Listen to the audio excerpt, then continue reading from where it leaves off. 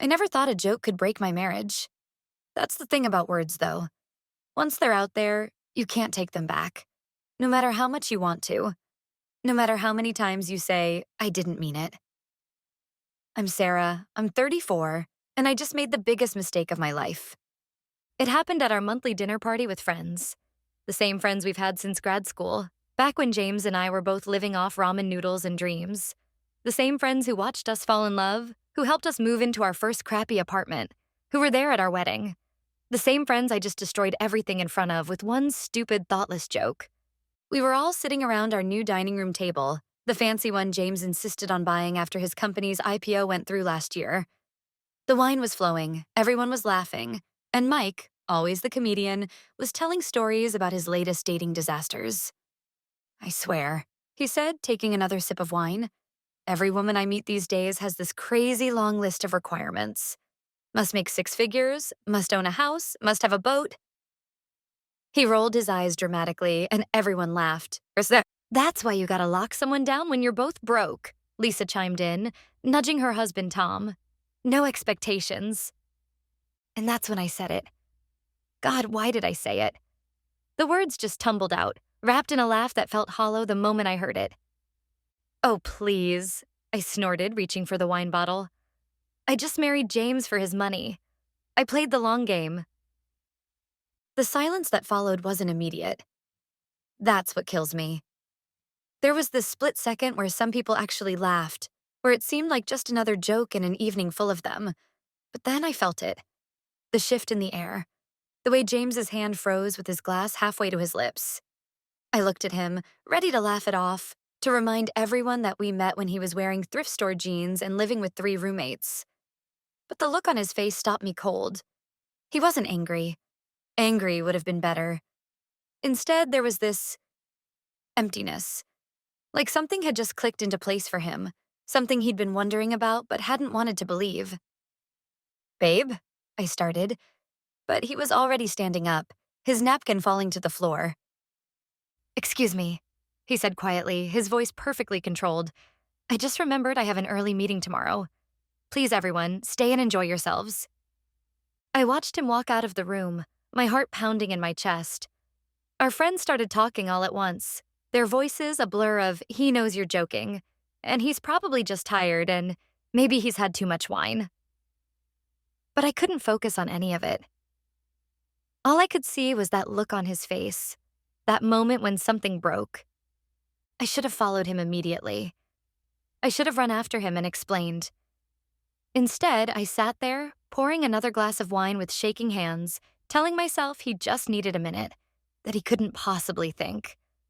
I mean, he knew me. He knew us. He knew how we started, sharing a cramped table at the university library, both of us drowning in student debt and big dreams. The party wrapped up quickly after that, everyone making awkward excuses about early mornings and babysitters. As I closed the door behind the last couple, the silence in the house felt suffocating. I stood there for a moment, my hand still on the doorknob, trying to gather my courage. When I finally went upstairs, the bedroom was dark. I could see James's shape under the covers, his back to my side of the bed. He wasn't asleep. His breathing wasn't right for sleep. But he was pretending, and somehow that was worse than if he'd been sitting up waiting to confront me. James? I whispered, hovering in the doorway. No response. Not even a shift in his breathing.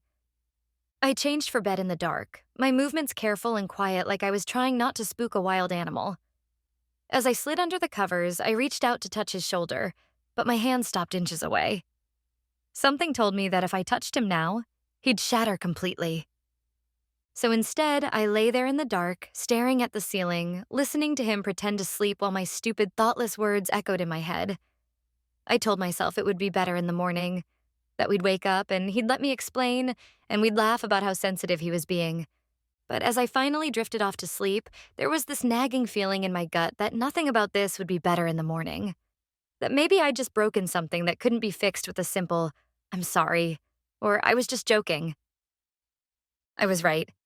When I woke up the next morning, James's side of the bed was already cold. That wasn't normal. He always slept in on Sundays, usually scrolling through his phone while I made coffee. But now the house felt empty in a way it never had before, like all the air had been sucked out overnight. I found him in his home office, already dressed in workout clothes, staring at his laptop like it held the secrets to the universe. Hey, I said, trying to keep my voice light. Want some coffee? He didn't look up. Already had some. 2 words. That's all I got. I stood there in the doorway, still in my pajamas, feeling like an intruder in my own home. The silence stretched between us like a physical thing, heavy and suffocating. I wanted to say something, anything, to make it better. But every word I thought of felt wrong. About last night, I started, and watched his shoulders tense. I was just joking around. You know that, right? Everyone was making jokes. Were they? His voice was quiet, controlled. Too controlled.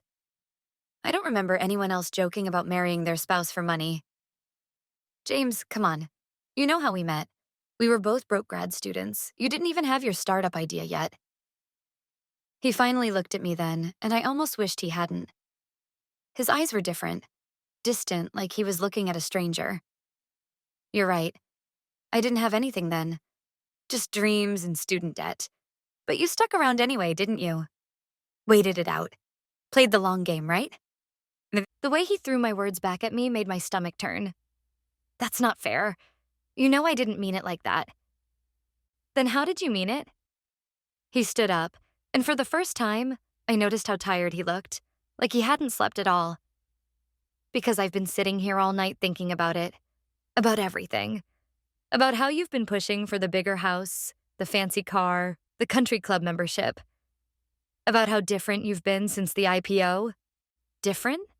I felt my face flush. Because I want nice things? Because I want to enjoy what we've earned? What we've earned? He laughed, but there was no humor in it. What exactly did you earn, Sarah? While I was working 18-hour days, missing dinners, missing holidays, what exactly were you doing? The words hit me like a slap. I was supporting you. I was there through all of it, believing in you when nobody else did. How dare you act like that means nothing?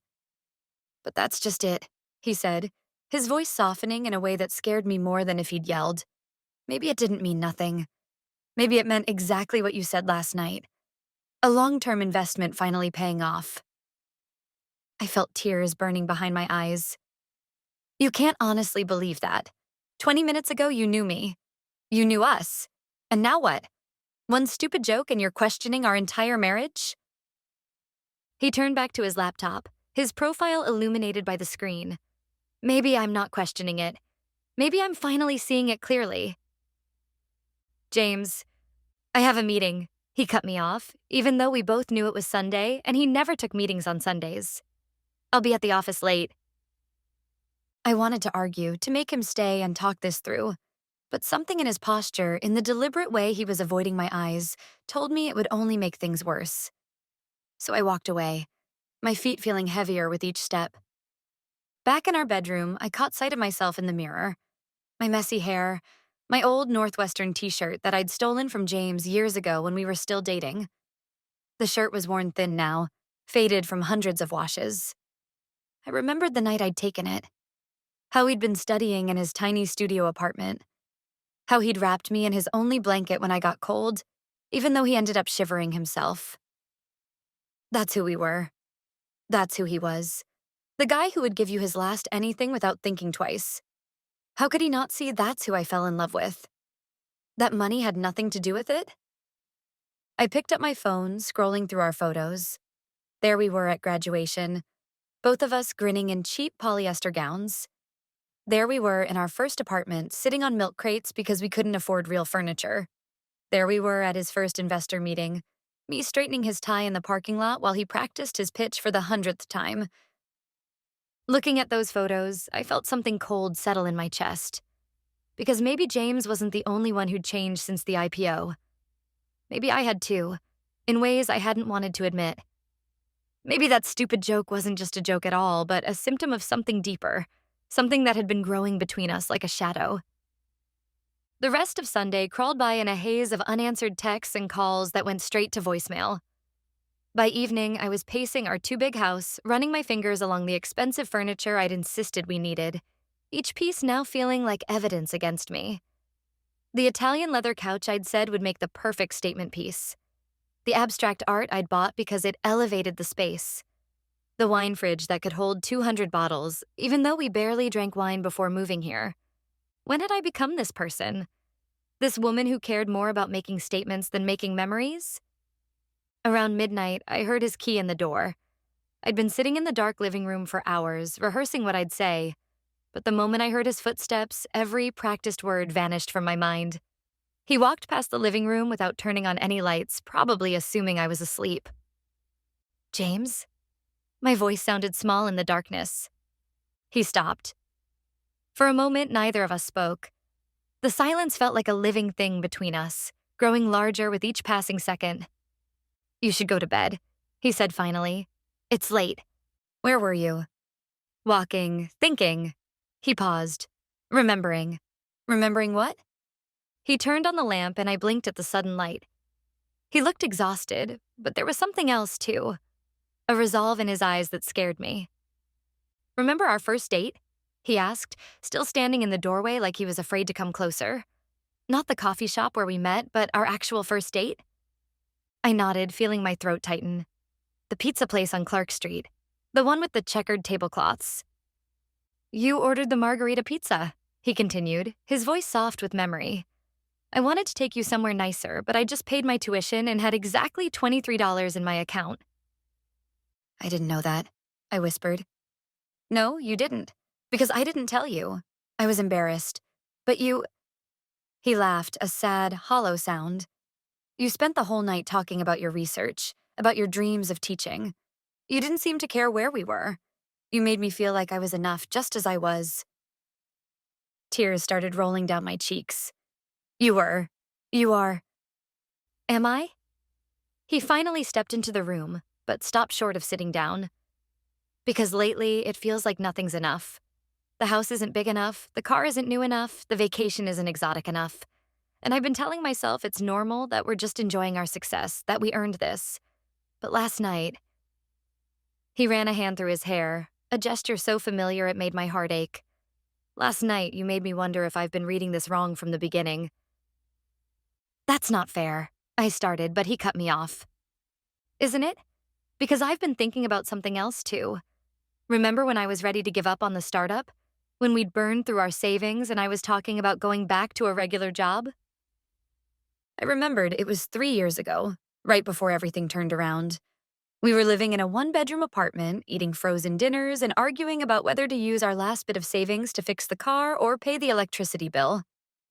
You told me not to give up, he continued. You said you believed in me, in my vision. Was that real? Or were you just protecting your investment? The question hit me like a physical blow. How can you ask me that? I was there, James, through all of it, through the failed pitches, the late nights, the ramen dinners. I was there. But why were you there? His voice cracked slightly. That's what I can't stop thinking about. Were you there because you loved me, or because you saw potential? Because you believed in me, or because you believed I could give you all this? He gestured around at our carefully curated living room. I stood up, wanting to go to him, to make him understand, but something in his posture kept me rooted in place. I was there because I loved you. I still love you. Maybe, he said quietly. But I don't think you love me the same way you did in that pizza place. And I don't think I can pretend that doesn't matter. His words hung in the air between us, and suddenly I was angry. Really angry. The kind of anger that comes from fear and hurt and knowing someone else might be right about something you don't want to face. So that's it? I snapped, my voice rising. One stupid joke and you're ready to throw away 8 years? Because I wanted nice things? Because I'm proud of what you've accomplished? What we've accomplished?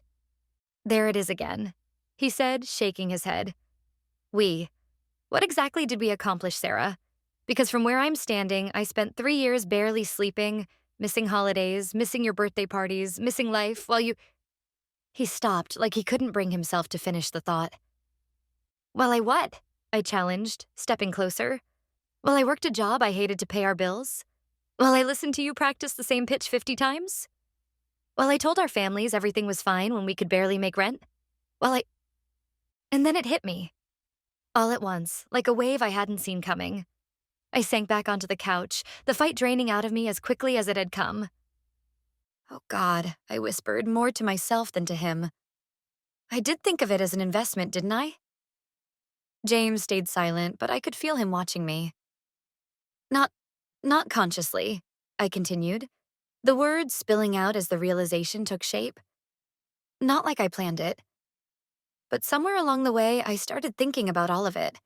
The struggling, the waiting, the believing in you, as something I was owed a return on. Like I'd earned this lifestyle because I'd stuck around when things were hard. I looked up at him, really looked at him, and for the first time in months, I saw my James. Not the successful CEO, not the guy who could buy whatever he wanted, but the man who'd given me his last blanket in that cramped studio apartment. I'm sorry, I said, my voice breaking. I'm so sorry, James. Not just for the joke, but for letting money change us. For letting it change me. He sat down finally, not next to me, but in the chair across the room. Close enough to talk. Far enough to hurt. Do you know what scares me the most? He asked, his voice soft. It's not that you might have married me for money we didn't even have yet. It's that I don't know if you'd choose me now if I lost it all tomorrow. That's not fair, I started to protest, but stopped. Because wasn't that exactly what I'd been afraid to ask myself? Would you? He pressed. If it all went away tomorrow, the house, the cars, the fancy dinners, would you still look at me the way you did in that pizza place? I opened my mouth to say yes automatically, but the words stuck in my throat. Because he deserved more than an automatic answer. He deserved the truth, even if it was messy. I don't know, I admitted, and watched him flinch. No, wait, please let me finish. I don't know because I've let myself become someone I don't recognize anymore. Someone who cares about things that didn't used to matter. Someone who makes jokes about marrying for money because she's forgotten what it felt like to fall in love with a broke grad student in a pizza place. I took a deep breath, forcing myself to maintain eye contact, even though his gaze felt like it was burning through me. But I want to be her again. That girl who didn't care about designer labels or what car you drove. I want to be the woman who loved you for giving away his last blanket, not for being able to buy 1,000 blankets. James was quiet for a long moment, so long that I could hear my heart pounding in my ears. Finally, he leaned forward, elbows on his knees, looking at his hands instead of me. I miss her, he said softly. I miss us. Can we? I swallowed hard. Can we find them again? He looked up at me, and for the first time since that horrible dinner party, I saw a glimmer of my husband in his eyes. Not forgiveness, not yet, but possibility. I don't know, he said honestly, but I think it's worth trying. Not for the life we have now, but for the couple who shared that pizza and dreamed about changing the world. I nodded, afraid to speak, afraid to break whatever fragile thing was taking shape between us. But Sarah, he added, his voice firmer now, we can't go back to pretending. If we do this, we have to be real with each other. About everything. Everything, I agreed and meant it. He stood up, and for a moment I thought he might walk away. Instead, he moved to sit beside me on the couch, leaving just enough space between us to remind me we weren't okay yet. But we might be. That night, I lay awake thinking about jokes and truths and the thin line between them. About how sometimes we say things we think we don't mean, only to realize they were true in ways we weren't ready to face. About how love isn't really about what you have or what you can buy, but about who you choose to be when you have nothing. And maybe that's the real joke, that it took almost losing everything to remember what actually matters.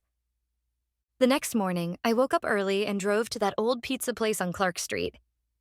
It was still there, still had those same checkered tablecloths. I ordered a margarita pizza for breakfast and took a picture to send to James. Remember when this was enough? I texted. 3 minutes later, my phone buzzed. It still could be, he replied. And for the first time in a long time, I really believed that. If you enjoyed the story, I'd love to hear your thoughts in the comments. Did you ever have a moment where a joke revealed something deeper about your relationship? Your experiences matter, and sharing them helps us all grow. Want more stories like this? Don't forget to like and subscribe. I share new relationship stories every day, exploring the complex, messy, beautiful moments that make us human.